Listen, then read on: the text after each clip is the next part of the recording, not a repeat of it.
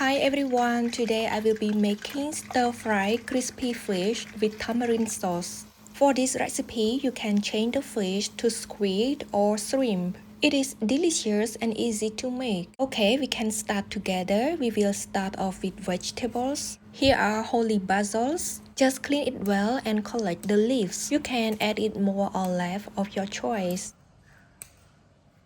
Then chop 1 piece chili.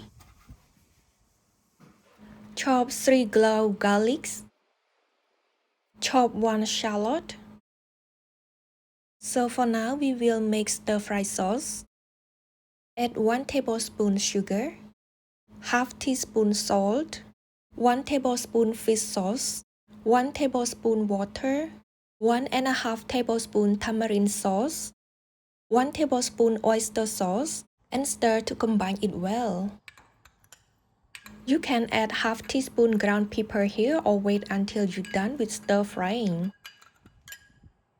Keep the sauce aside, let's move to the fish. Here is almost 1 pound fish.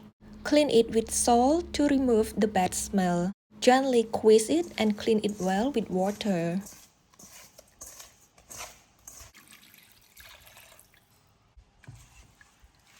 After cleaning, drain the water out. All the ingredients are prepared, so it's time to deep fry the fish. So pour generous amount of cooking oil and wait until it turns hot. When the cooking oil turns hot, drop the fish in. Flip it back and forth until the fish turns golden brown and cooked. Now it turned crispy, so remove it from the cooking oil.